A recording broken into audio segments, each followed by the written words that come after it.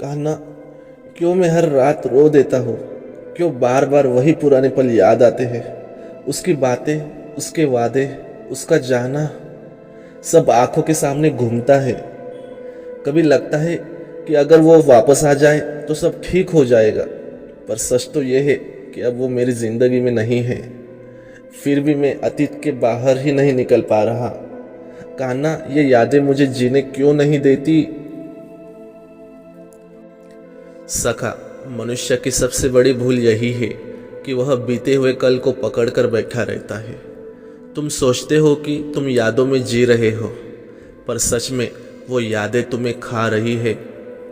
सखा, मैंने गीता में कहा था, गते शोको न कर्तव्यो भविष्य नैव चिंतयत् वर्तमानेन कालेन वर्तयन्ति विचक्षणा। अर्थात जो बीत गया उस पर शोक मत करो, जो आने वाला है उसकी चिंता भी मत करो। ज्ञानी पुरुष केवल वर्तमान में जीता है सखा। सुनो, जिसे तुम इतना याद करते हो वह तो आगे बढ़ चुका है। तुम अकेले ही अतीत की जंजीरों में बंधे हो।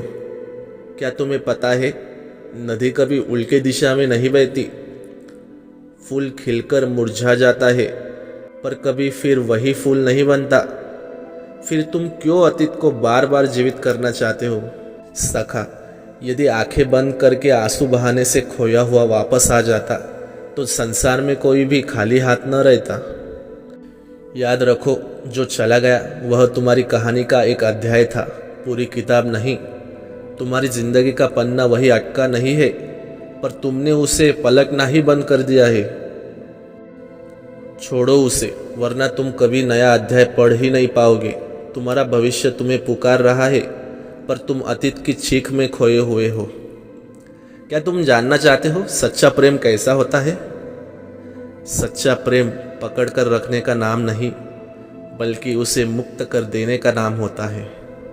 क्योंकि जहाँ बंधन है वहाँ पीड़ा, और जहाँ त्याग है वही शांति है।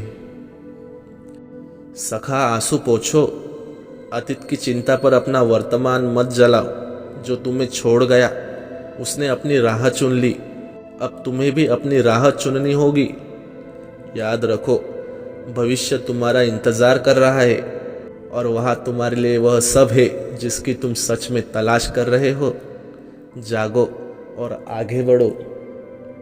राधे राधे।